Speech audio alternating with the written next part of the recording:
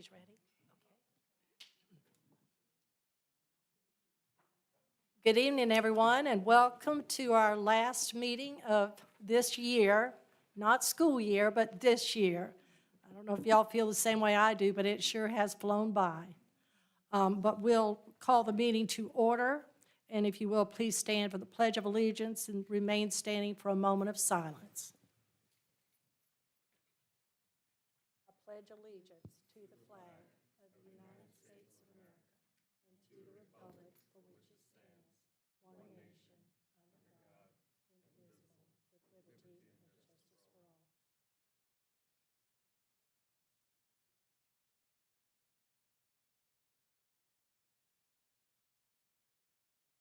Thank you. First up tonight is approval of our agenda. So at this time, I will ask the board for a motion to approve the agenda. Dr. Hodges? Ms. Infinger? Motion has been made by Dr. Hodges, seconded by Ms. Infinger. Are there any questions or comments? All in favor, say aye. Okay. Next up is approval of minutes from November 18, 2025.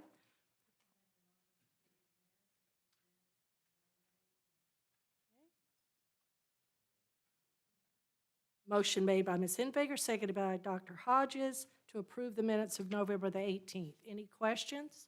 All in favor? Aye. Any correspondence? No, ma'am. Public forum? No, ma'am. Special recognitions is up. November Everyday Heroes.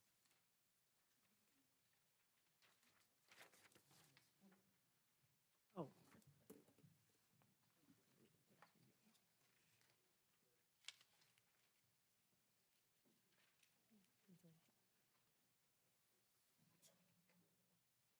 Excuse me, Mr. Lee. Christmas hats. They look so good.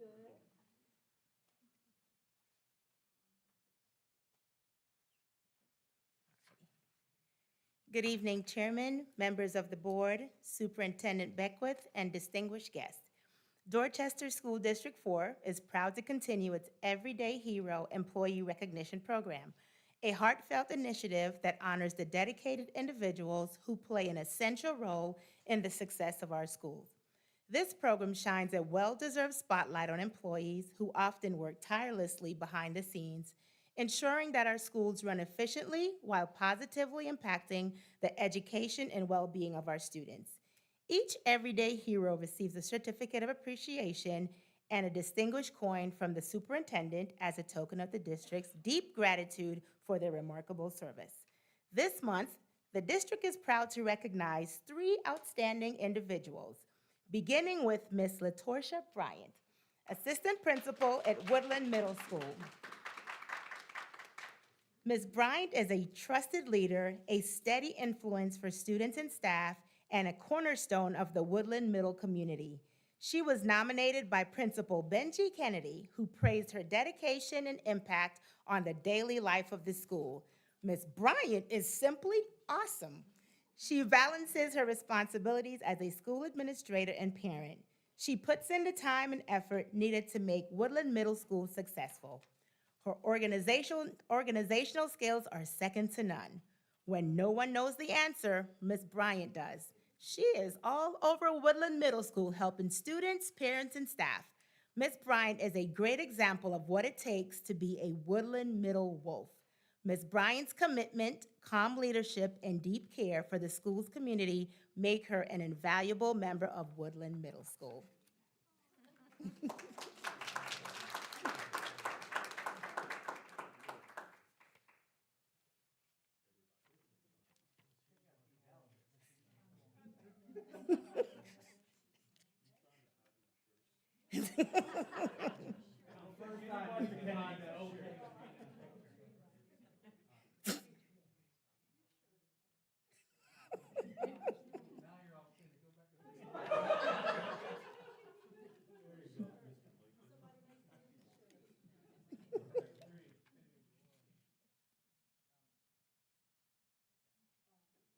Thank you.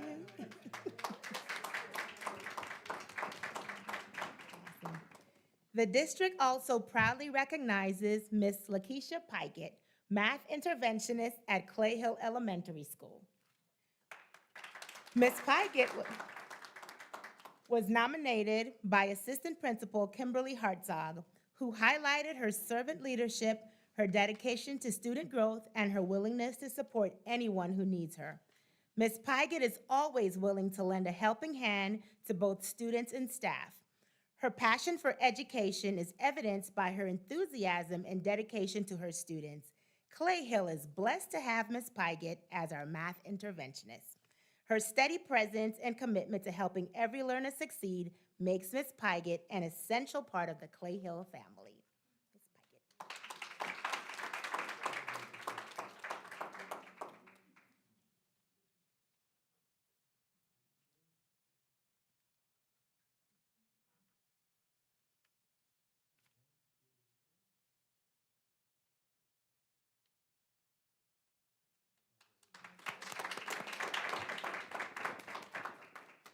And rounding out this month's honorees is Miss Paula Huggins, fourth grade teacher at Clay Hill Elementary School. She was nominated by Principal Elisa Lemon, who praised her creativity, instructional strength, and the joy she brings to the entire school community.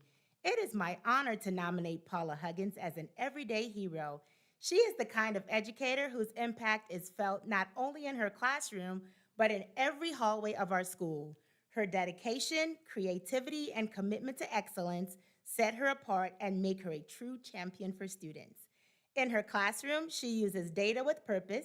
She takes the time to understand each student's needs, strengths, and learning goals, shaping her instruction so that every child feels seen, supported, and challenged. Her lessons come alive through engaging classroom transformation that turn ordinary days into extraordinary learning adventures. She ensures that learning is not only meaningful, but also memorable. Her influence extends well beyond her own students. Each month, she brings the school to life through imaginative entrance themes and decorations that instantly make everyone feel welcome. Her work transforms our building into a place of joy and excitement, setting a positive tone for all who enter. Ms. Huggins embodies what it means to be an everyday hero, passionate, innovative, and deeply committed to making school a place where children love to learn and people love to be. Ms. Huggins.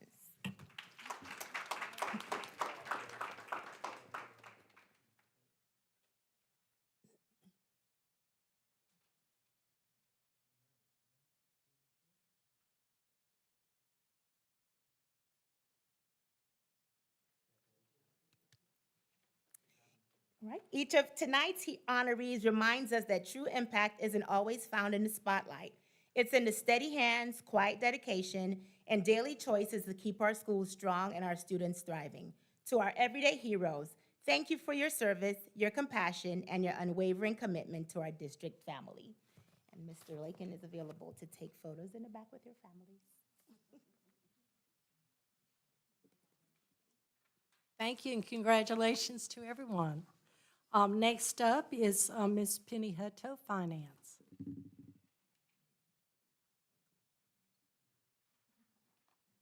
Good evening. Good evening. Tonight, we'll present our financial audit presentation for our fiscal year '25, and I have Miss Emily Sobchak here, can never get that right, with Green, Feeney, and Cawley, our auditors. So I'll turn it over to Miss Emily. Good evening. Good evening. Again, my name is Emily Sobchak. I'm with Green Finney Colley, and I'm the audit partner that oversaw the financial statement audit for fiscal 2025. So I'm pleased to be here this evening to present the results. Before we get into the numbers, it's important to remember that the financial statements are the responsibility of the district. And so it's important that the district has strong policies and procedures in place to ensure that the financial information that they're providing at year end for audit purposes, but also that they're providing you throughout the year for your strategic decision-making purposes, that information is complete, accurate, and reliable. And so one important tool that we use to mitigate the risk of misstatement in the information is internal controls. It's very important that the district has internal controls in place and that those controls are regularly reviewed to ensure that they are properly addressing the risks of misstatement in your financial information. So our responsibility then as your auditor is to audit the financial information provided and issue an opinion based on our audit. We have issued an unmodified opinion again this year. That's a clean opinion. That's the opinion that you want. And that opinion provides reasonable assurance that the financial statements are materially correct. So again, important to remember, reasonable assurance is a high level of assurance, but it's not absolute. We're not looking at every single transaction that occurred during the year. And we're also using materiality in designing our audit procedures. So now we'll look at your general fund. Your general fund had an increase in fund balance of $419,000, bringing total fund balance to $7.3 million.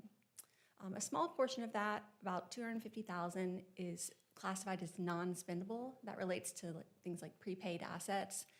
The funds have already been spent, but the expenses will be recognized in future years. The remaining $7 million is considered unassigned, and so that's what's available for your future operations. We like to compare unassigned fund balance to your operating expenditures to gauge how healthy it is. And so at June 30th, you're looking at about 19% of your actual 2025 expenditures in your unassigned fund balance, so a little more than 2 months. We provide a couple of benchmarks here. One is the state minimum requirement of 1 month of operating expenditures. And then the other benchmark is provided by a national organization, the Government Finance Officers Association, and they recommend about 2 months.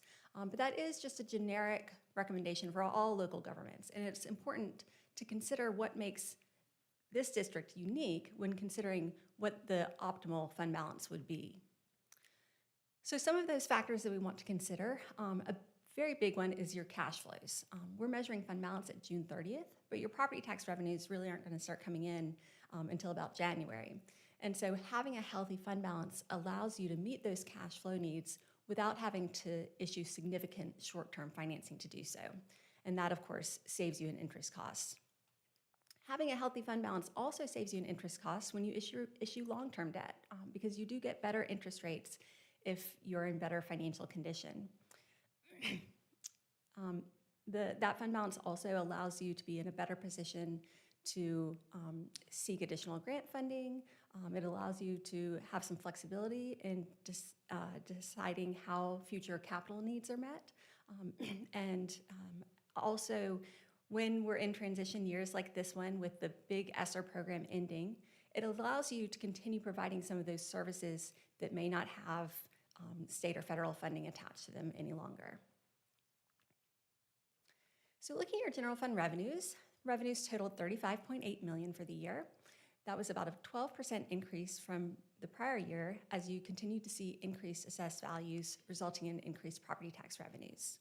And your revenues came in about 5% better than what you had budgeted, primarily due to some conservative property tax revenue budgeting. Your expenditures totaled $35.8 million for the year. That was a 14% increase, and that increase was primarily driven by increased personnel costs. You did give the 2% cost of living adjustment as well as the 2% step for the year. And so that increase was anticipated.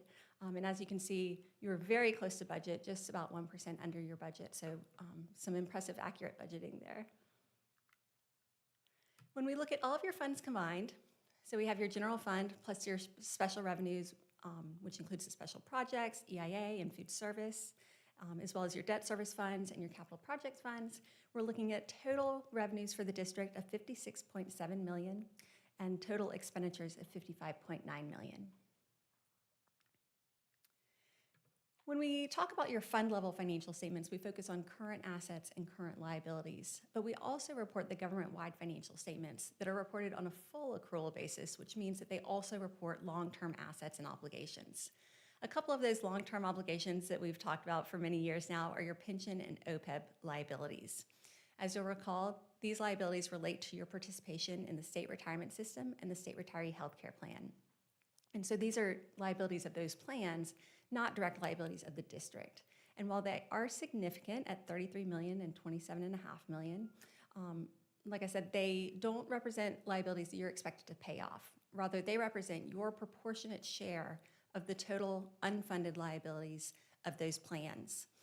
And so The liabilities themselves don't have any direct impact on your operating budget or your cash flows. But what does affect both of those is the contribution rates that are mandated by the state.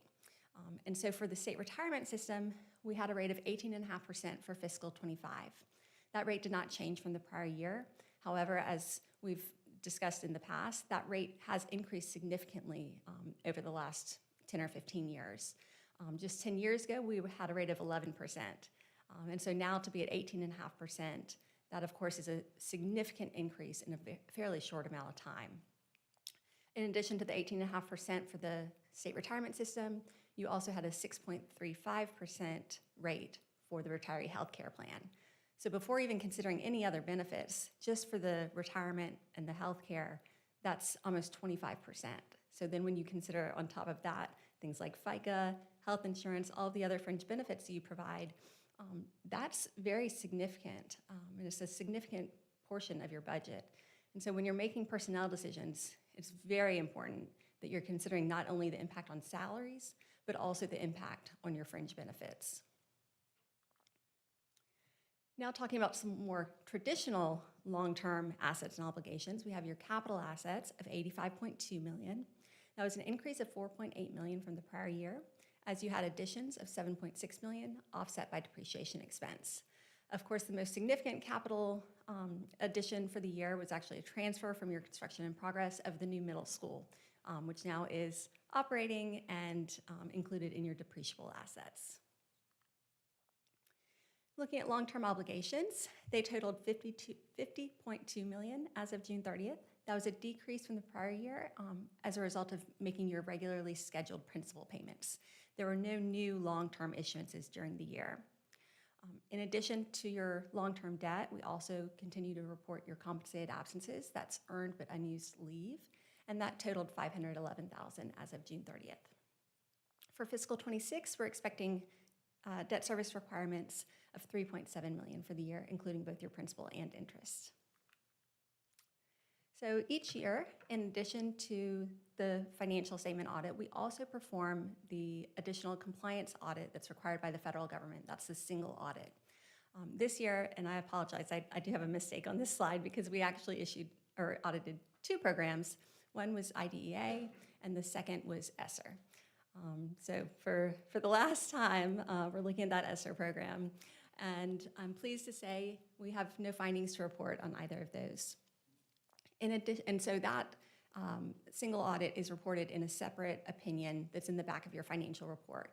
And there's actually two opinions back there. One is for the single audit, and the second describes our responsibilities under government auditing standards.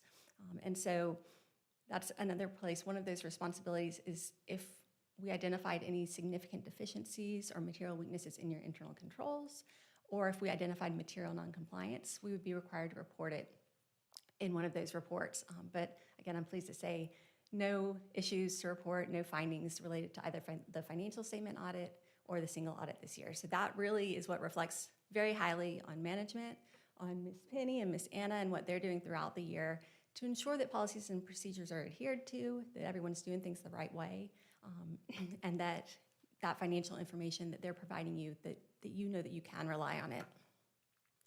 So in closing, like I said, unmodified opinion, that's what everyone wants to hear, and good financial conditions, so keep making good strategic decisions to make sure it stays that way.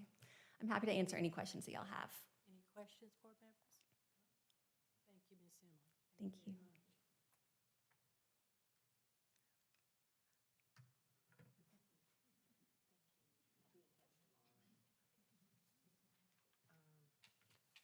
You have your board report, and I'm happy to answer any questions if you have any. On your finance report in your packet, any questions? No. Thank you, Ms. I want to thank you on behalf of the finance department and the rest of the employees at DD4. We certainly appreciate y'all approving that $500 stipend. For Christmas, we were able to push that out on December the 10th. So now we're working diligently to get the rest of the payrolls done before Friday. As soon as you get that lotto ticket, that winner, we can do better. Well, I have to play to win, and All I don't even play, so. I don't play either, so. Thank But you thank so you, much. and thank you for all that y'all did with this audit, because I know that's an extreme amount of work. Thank you, Ms. Emily, for coming. Next up, facilities. Mr. Martin, Good evening. good evening. It's hard to believe it's the last board meeting of the year. It is. So I want to give an update on facilities. Right now, we're doing holiday planning. So during the year, you know, we have 4 breaks that we really plan for. Largest one, of course, being summer break. Then we have Thanksgiving, Christmas, and spring break. So we're in the Christmas planning mode now for holidays. And we've got a lot of projects going on before the new year. So that's what we've really been focused on, along with day-to-day operations. We made some good progress over our projects in Thanksgiving, so we've got 2 weeks to knock out a whole bunch of stuff before students come back. Some of the renovations going on at this campus is the renovations for the adult education area, which is looking really good, and that will be opening up in January. So when they return, they'll be set up over there, the adult ed folks from Dorchester County, along with our student services and parenting program over there. So that's very exciting with the resources we have going on over there.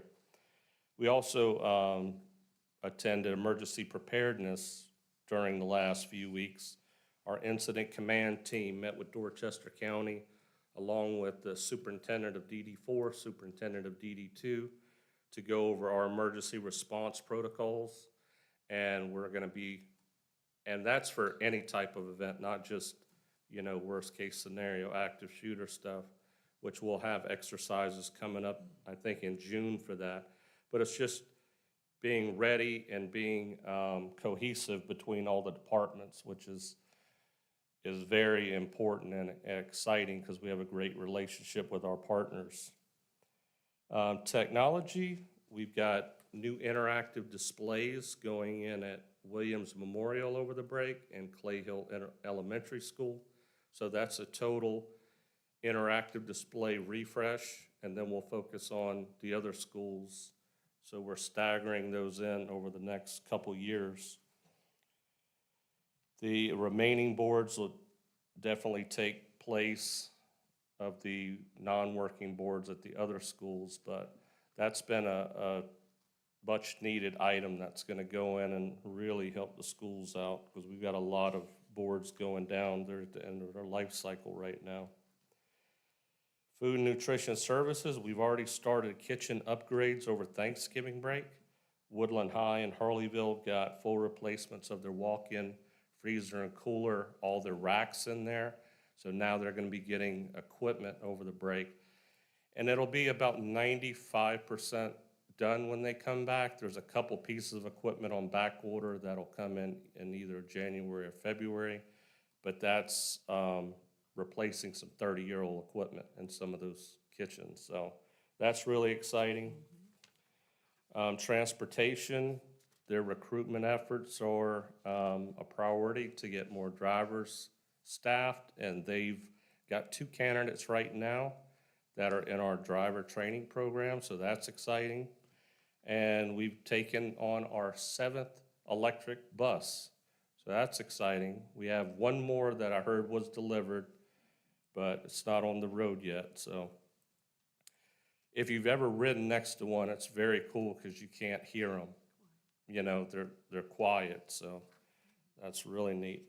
And then, as always, there's a list of ongoing in-progress capital projects, projects that we have under contract, projects that we're reviewing proposals, and the final page is a summary of our maintenance division. Any questions, comments? A lot of work, A lot of work. a lot of work. Yeah. But we thank you so much for Oh. what y'all are doing. Yes, Schools ma'am. look great. The branding is really pretty. Yeah, It is. oh, another update. So our DD4 Polar Express made it, it launched again this year. It was in the Harleyville Parade, the St. George Parade. We were at the Woodland event, on Saturday, taking people around there. And Thursday night at Harleyville's Literacy Night, it'll be riding kids around that evening too, so. And I heard there's a trophy for us in Harleyville for DD4. Gotta go pick that up. Please do, yes. All right. Thank Well, you, thank you Mr. so much. Thank you, Mr. Martin.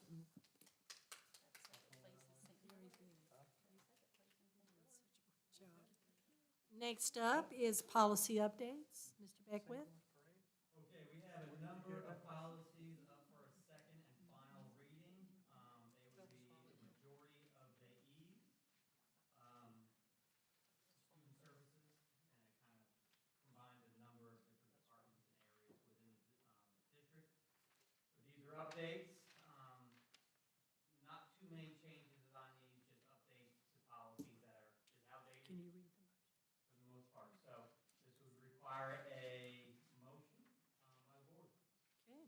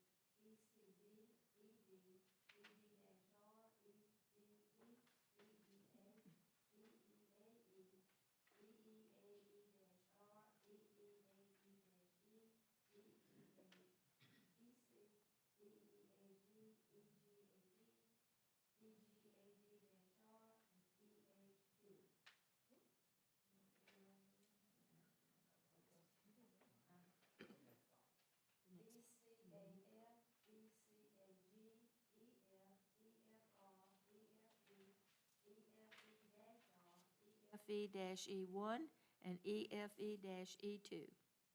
All right, the next is the motion to delete some that are actually written in the others, if you'll read that. Okay, these are the ones that we're deleting: EEA-R, EEAC, and EEAEC-R, and EBR. Don't leave Don't want out anybody EBR. feeling left out. No, no. These are very important policies, all referencing to safety in the schools and all. They're very important. All right, we do have a motion on the floor by Ms. Enfinger, seconded by Dr. Hodges to approve the many of them and to delete those few. So are there any questions? All in favor, please say aye. It is unanimous. Thank you very much. And then we have first read of a few more additional policies. These are all policies that are in place. One I want you to make sure you take note of is the GCCAAA sick leave donation program, and GCCAAA-E. Those are required due to new legislation, so we need to start getting a plan in place for that for our teachers and staff across the district. So if you get a chance to read through that, and let us know if you have any questions once you've looked at it. Good on the policies? I mean, I think that's good for That's tonight. plenty? Okay. So you do have your first reading policies in your packet, so be sure to look at those, and especially the ones that he mentioned. And like I said, many of these policies we've had in place, but they were put in place in 2000. So 25 years later, we should probably a good time to get up to speed on what's happening. Things have changed considerably in that time, so Very much so. important piece there. So the next piece we have going into the superintendent's report, the board asked for just a quick year in review, which is wonderful. I think we all live in the daily work that we do every day, and it's easy to get bogged down in the work that we do because as soon as we get something done, we move on to the next thing, and sometimes don't celebrate what we've accomplished. And so this, Mr. Lakin was kind enough to put this together. It's a PowerPoint of just some touch points from the last year. And we'll go through that and just remember the things that we have accomplished throughout the year. So first thing we had is, which was an exciting thing, we have some pretty solid fine arts teachers across the district. For many, many years, everybody's done their own thing. They've all operated on islands. So this last year in May, they all came together and put on performances for the families in the community. And pretty exciting to see everybody coming together, K through 12. And then for summer student work crew, it's a good-looking group up there. So that's the group working with maintenance and operations. We've also had them from working with technology. We've had students working in our summer school program. We have students working in our summer feeding program. All in all, we've hired about, last year, I believe anywhere from 15 to 20 students from District 4, which is really exciting. I will tell you, they're great workers. A number of those guys there worked the year before, and they came back and worked for us because they just, when you work hard, you're going to get hired back, and I think they got to see that. So I think we'll plan on continuing the program and hiring our students to help and work alongside of us this year. This was our back-to-school badge.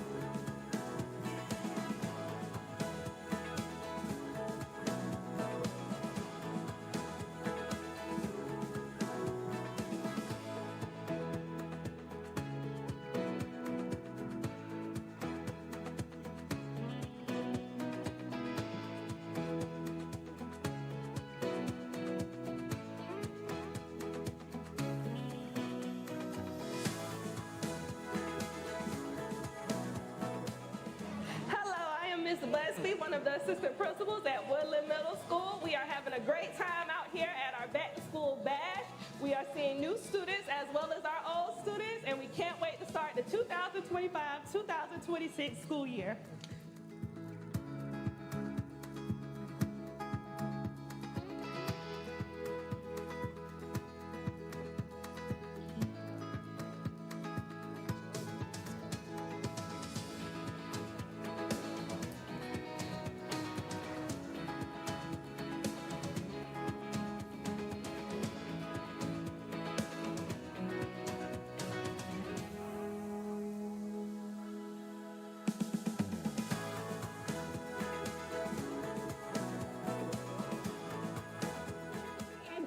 Thank you on behalf of the Dorchester School District 4 for supporting the annual 2025 Dorchester District 4 Back to School Bash. Thank you all.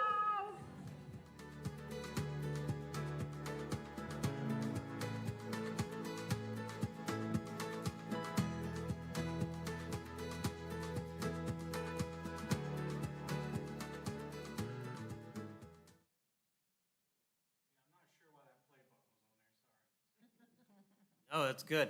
So what we've also been working on is building capacity within the district.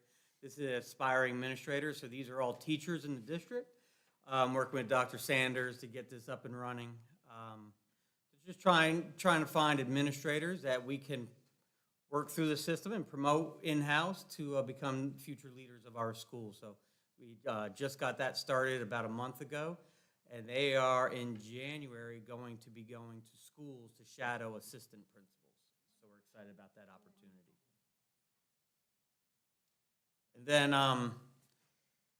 let's see. This was exciting for us, too. our middle school and our high school. First time we've had two schools rated good in 1 year. You know, so now the challenge, this was the little ice cream sundae social that we had at the high school, middle school, and elementary school snuck in since we didn't get to recognize them as fully as we should have the year before. But it's important to recognize those who are doing that work, because it is hard work and really fun. And I will say the kids at the high school snuck in there, got a lot of ice cream, helped us get rid of that ice cream, but it was, I think it made the day even better, having the kids in there. It just made it fun. It was a good time. And then Mr. Lakin's been working hard to get into classrooms and just putting a spotlight on our classes. He'll post it on social media. So the community can see what's going on, because we have a lot of great things going on in our school, get to see the kids. Sometimes they see their kid, which is exciting. But again, just putting a spotlight on the awesome stuff that's taking place in our buildings. Hello to the Dorchester School District 4 app. It's your one-stop hub for district news, school updates, events, and more. The news feed makes it easy to keep up with important announcements, stories from your district, and specific schools. Keep track of upcoming events, add them to your calendar, or share with friends.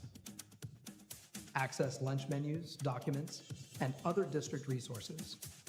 You can see all new alerts and posts in the notification center, but don't forget to enable push notifications so you never miss an update. Download the DD4 app today.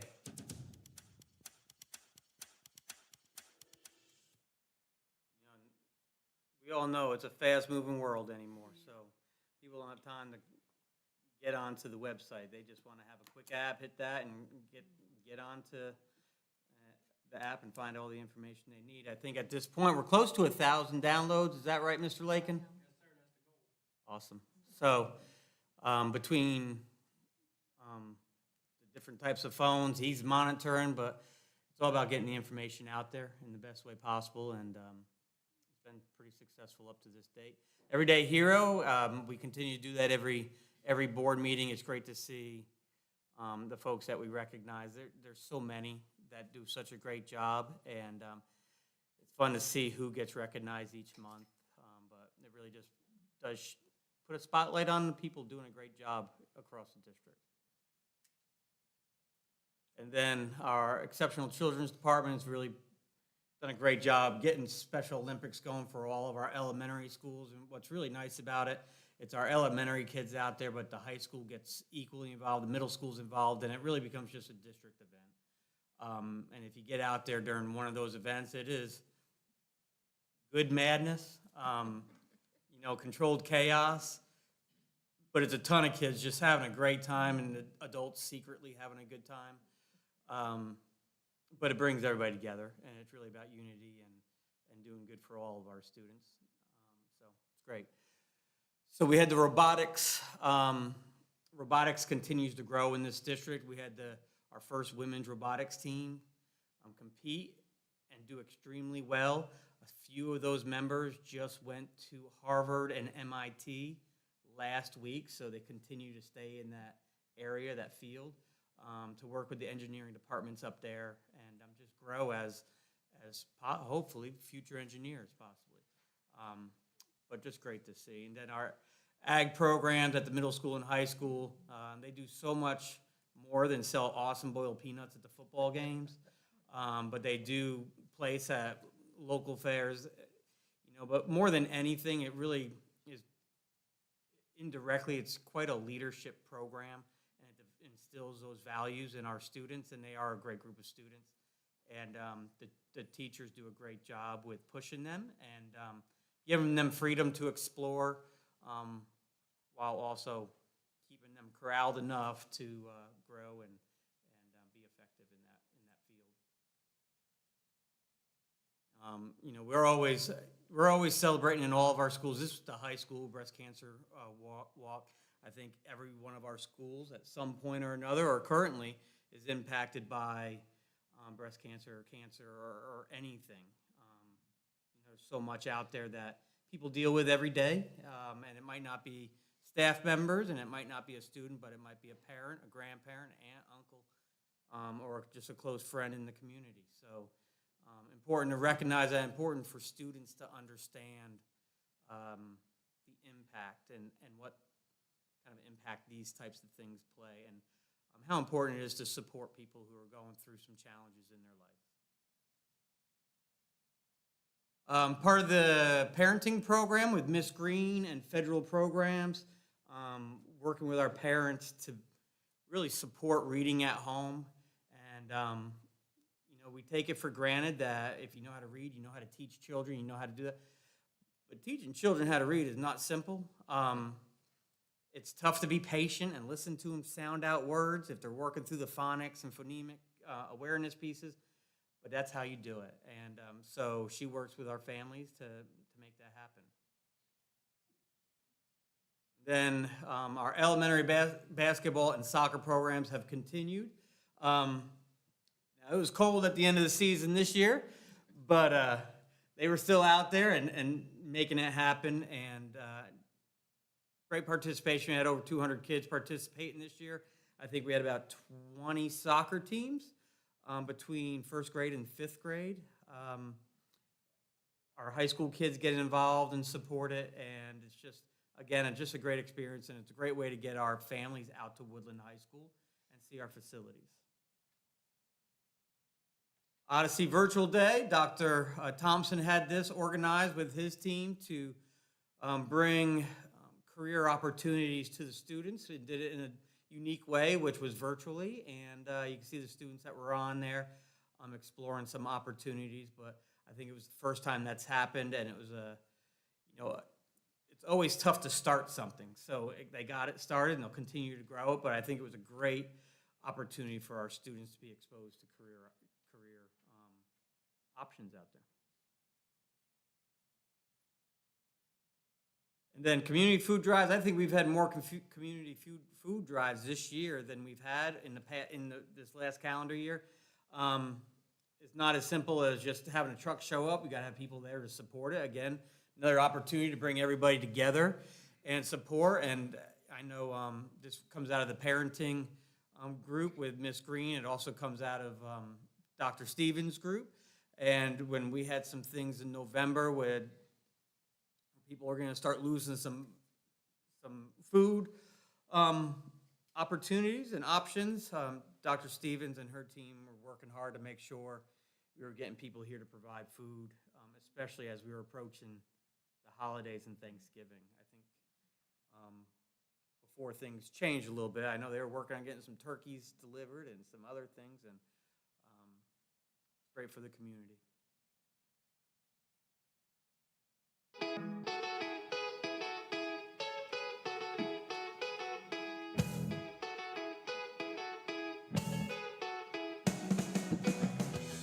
do you want to be when you grow up?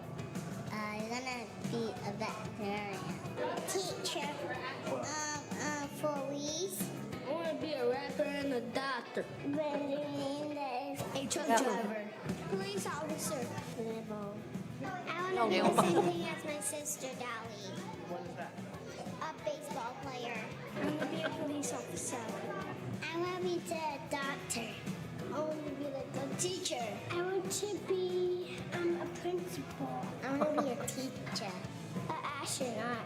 I want to be a builder. A science writer. A doctor. A mechanic. I want to be a musician. A police officer. A police officer. A police officer. Wow, a lot of police officers. Football player. A drummer. A soccer player. Babysitter. I want to be a doctor when I grow up. I want to be a sushi maker. I would like to be a doctor when I grow up. I want to be a game creator, a comic creator, a show creator, and a game creator. When I grow up, I want to be a nail tech, and I want to have an art company, and that's it. I want to be a military, a creator of books, and a policeman. I want to be a hair salon worker.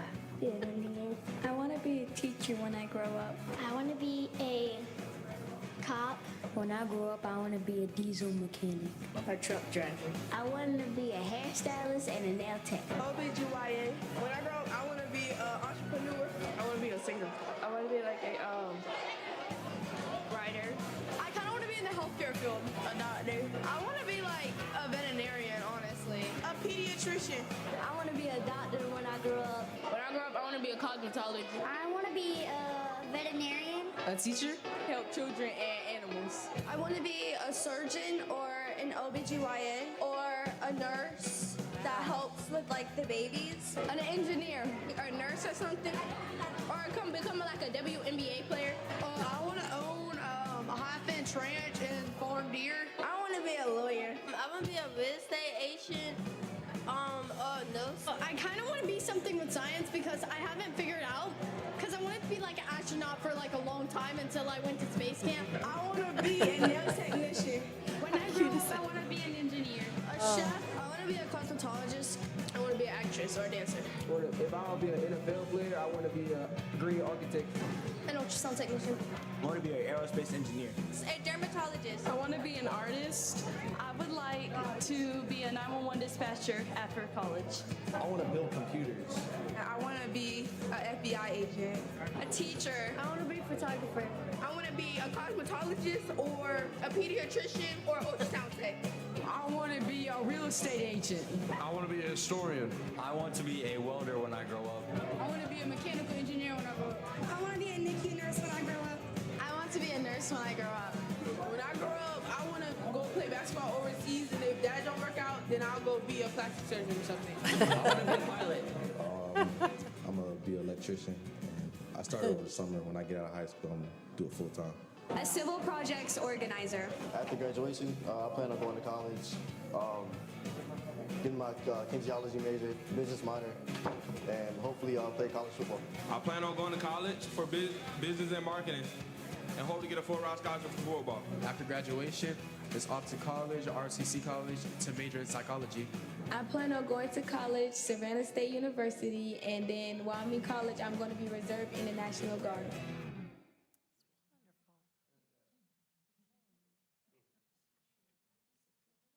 I know. So continue on, we had a couple opportunities where the truck comes to the high school and the students go on there and they see some career fields virtually, so they can see what it feels like to operate a forklift and, some things that they might not have that opportunity to do. It's a good opportunity for them to experience some things they may not see.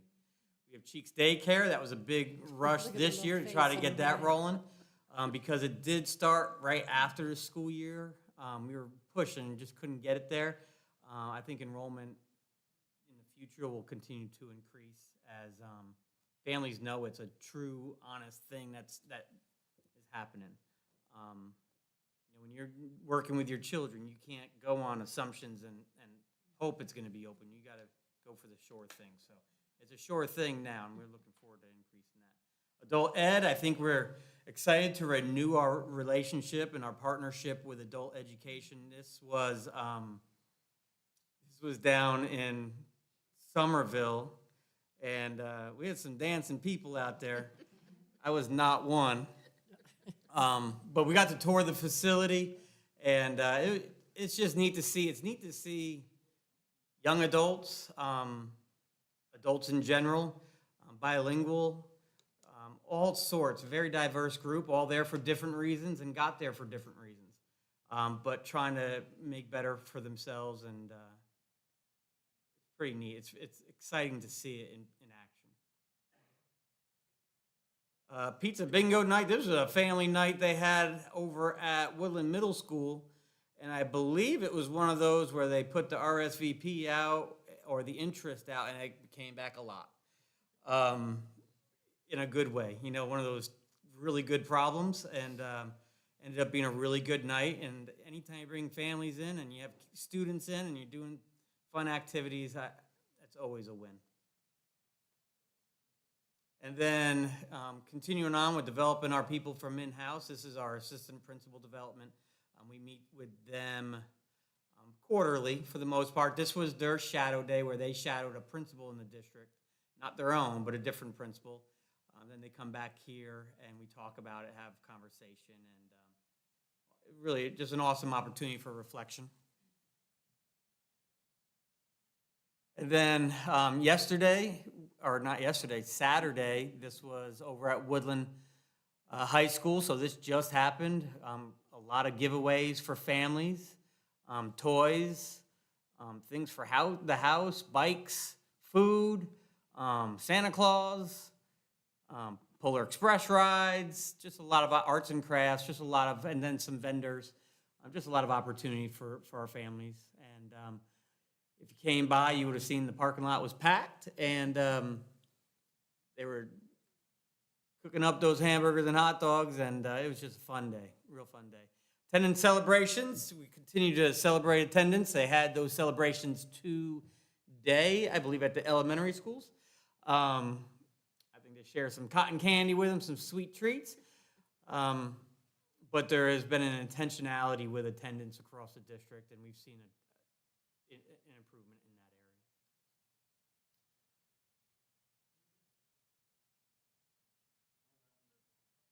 So robotics, as we've mentioned, robotics has continued to grow in the district. It's that relationship between Google. It's a new relationship. As I was talking to you, I was on the phone before this meeting with a town or a county council in Michigan who's kind of going through the same thing with Google coming to their area and wanted to know their impact on education. So I shared this with them. But it was really exciting to see 150 kids at the middle school level engaged in learning. And that's what it's all about. That's what hands-on instruction is all about. And then we continue to recognize students for academics. I don't know if we could ever do enough of that. Behavior, academics, attendance, those are the three big areas that we try to make sure we're recognizing, at least quarterly, sometimes even a little bit more than that. I think some honors are monthly, some are even weekly. And then college application day. Being a parent who is in education and having a child just go to college is not easy. And those FAFSA forms are complicated, and applications are complicated, and people don't realize all the add-on costs that come with after tuition. And so this is just a part of the process in helping our students with just filling out applications. It seems like it's such a simple thing, but it's an area that our students, not our students, all students need support in, and parents. And we continue on with the Robotics Club. I don't think it's on here, but our Williams Memorial Robotics team just went to Colleton for the competition down there, the regional competition for the Lego Robotics down there, and placed 11th out of 26 teams down there. So really impressive. That was Miss Buckley, Penny Buckley, and Jessica Rickborn coached that team. And that kind of sums it up. Thank you, Mr. Lakin, for putting that together. And again, we do the work all the time, and then as soon as we get something done, we move on to the next thing. And we don't take time to reflect and think about the previous thing and the accomplishment we had with that. So a lot of things have been going on, and a lot of things continue every day. And none of it happens unless you have all these people out here doing that work. And so the next portion of my superintendent's report, I gave you all the form, and it's for you all to read, and it's really just trying to keep it really basic so you understand some of those key things that are happening within each of our departments. And I'll go through really quick because it is just a few things. Now, finance I didn't put on there because I already knew finance had a big enough night tonight with their audit. And I don't know if you can get much bigger than making sure money's right. And so when you get an all clear and an absolute all clear on your audit, kudos to you and your team. So great job. Great job. Public relations, Mr. Lakin is a party of one. But I think when he took it on, didn't realize the amount of time, almost more time than a high school principal at times. But connecting all the calendars and making sure everybody's on the same page and pushing out all the good things that are happening in this district has really been instrumental in the direction of our schools, of our people, and of the district. So just does a great job with that. Food services, as Mr. Martin said, upgrading all of our kitchens. We continue to provide lunches to the entire upper Dorchester County every single summer, doing thousands of meals. Continue to get the fresh fruit and vegetable grant every year to provide those snacks to our students. And always working to increase hot meals for our students and making sure our kids are fed. Transportation, always working with transportation, upgrading. We just upgraded all the cameras on the buses. We've been watching a lot of cameras the last couple of days, and I will tell you, they work. They are crystal clear. And the visibility is good, the sound is good, and all things are good. We've got the electric buses that are there now. We've upgraded the communication systems on the bus, so a lot of work going on there. Technology, again, as operations discussed. Updating and renewing Chromebooks or replacing Chromebooks, Chromebook carts, smart boards, not smart boards anymore, panel televisions in the classrooms. To the cost of several $100,000, but much needed. And so as we just start putting things on a schedule, we'll be able to start hitting our elementary schools next and making sure we have a good plan for that. Student services, when I talk about reducing chronic absenteeism, so chronic absenteeism is as simple as a student who misses 10% of their days of school, 180 days of school. If they miss 18 days or more, they're a chronically absent student. Doesn't matter why you're out. It's different than truancy. Chronically absent means if you're out, you're out. There are no excuses for it. But it's also a thing, if you catch it really early, you could change it, and you could get them off of that as you go through the year. But our chronic absenteeism in this district about 4 years ago was at about 40%. That's almost half of our district was chronically absent. And we have gotten it down with the work of student services and the principals and their teams at the school. I think we're averaging about 18% or 19%. So really exceptional work there. She's also, our student services just moved to their new little home, and they are taking on adult ed, and that falls under them to make sure that partnership is truly visible and available to our community and our families. Federal programs continues to push out opportunities for students. They got them a little bus now that they're traveling around the district and giving our students chances to work around the district, doing work in different offices, and just exposure to real life for our students, which is awesome.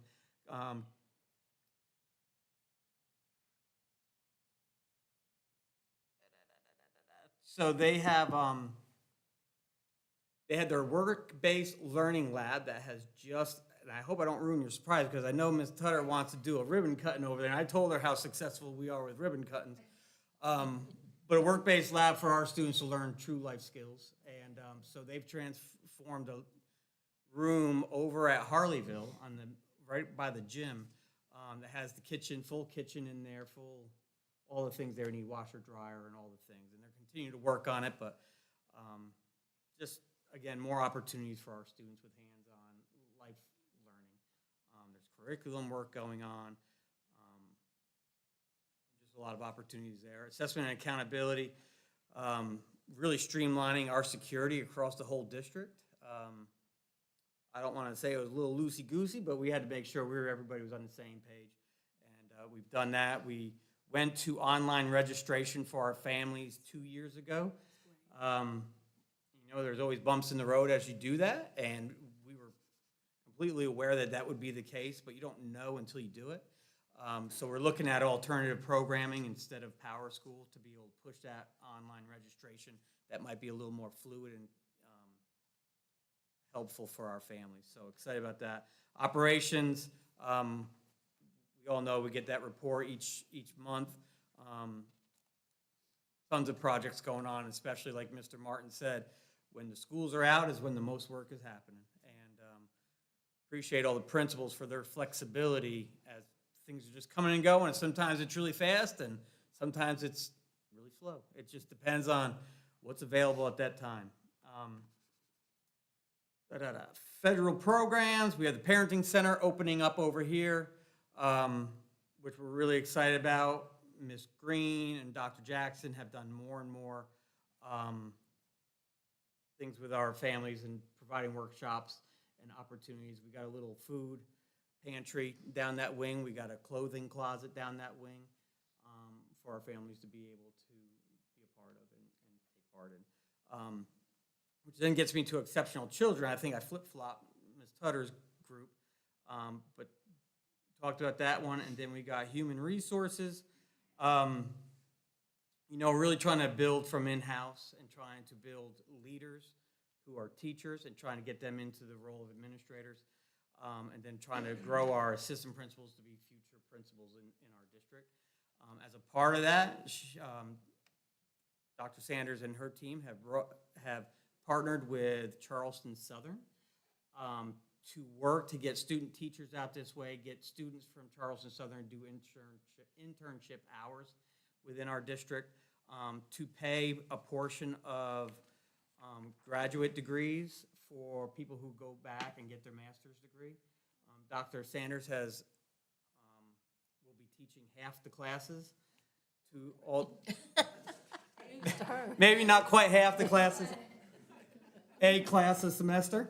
But again, you know, Charleston Southern is all about being a partner with us, and they've really been good to us, and they've been very receptive, and it's an exciting partnership. And you know, when we look at, we're always dealing with people coming and going, but when you look at retention of teachers, we're where we want to be, and that's always a win. And then I don't have it on here, but I will say curriculum and instruction. Ms. Bowman sits on curriculum and instruction a little bit and has to deal with me more than she probably wants to. And then Ms. DeLise over here, she pulls a lot of my weight because she just does a ton. She's a rock star, and she keeps things going with that group. So the three of us get to sit down and spend a lot of quality time together. Probably not as much as we need to, but a lot of good things. Just consistency across the district, I think, and making sure our teachers are growing as educators and our students are learning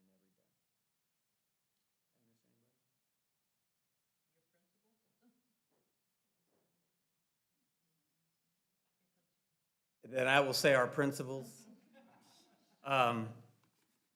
You know, our principals, I used to say it when I was at a school, if you can teach at this school, you can teach any place.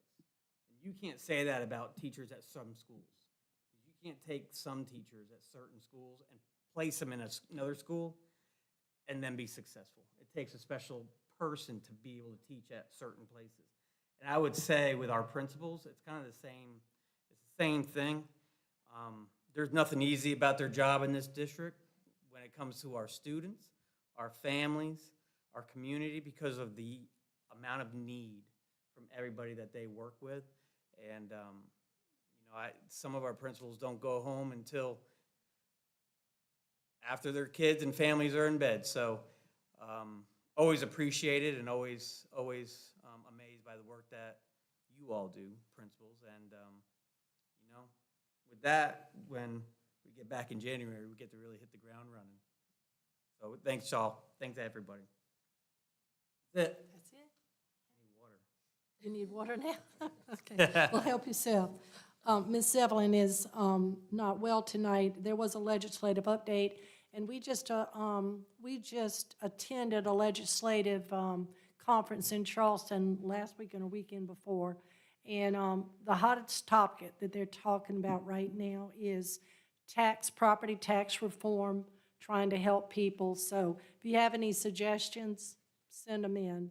But the legislators are already starting to work on some bills right now, pre-filing bills in helping on property taxes. So do hope that we get relief for people. But to ditto what Mr. Beckwith just read through, the principles and everything, I want to also mention our nurses that are working diligently in our schools, these children that are sick, and this is the flu season, and I know they're working really, really hard.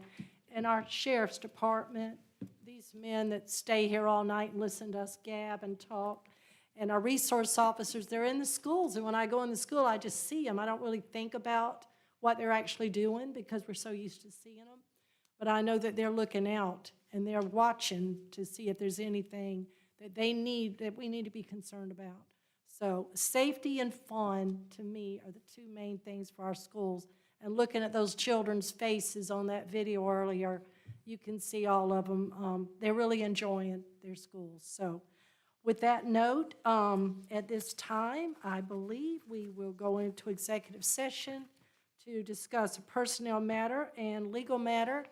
And if you leave and do not come back, I want to wish all of you a very Merry Christmas and enjoy your break and come back safe. Thank you. We'll take a motion to go in executive session. Motion made by Ms. Enviger, seconded by Dr. Hodges. All right, the board went into executive session to discuss legal matter, and there was no action taken. And also, the second, personnel. And we came out with this action. Madam Chairperson, I move that we accept the certified and support staff new hire personnel report as presented. Do we have a second? Motion has been made by Ms. Enfinger, seconded by Dr. Hodges to accept the personnel report as given to us tonight. Are there any questions? All in favor, please say aye. Aye. All right, we need one more motion. Madam Chairperson, I move that we accept the resignations of certified and support staff personnel report as presented. Okay, resignations, okay. Motion made by Ms. Enfinger, seconded by Dr. Hodges to accept the resignations given to us in the personnel report. Seconded by Dr. Hodges. Any questions? All in favor? Aye. Okay. Now we need one more motion. Motion to adjourn. Do we have a second? Second. All right, we are now adjourned. Merry Christmas, everyone.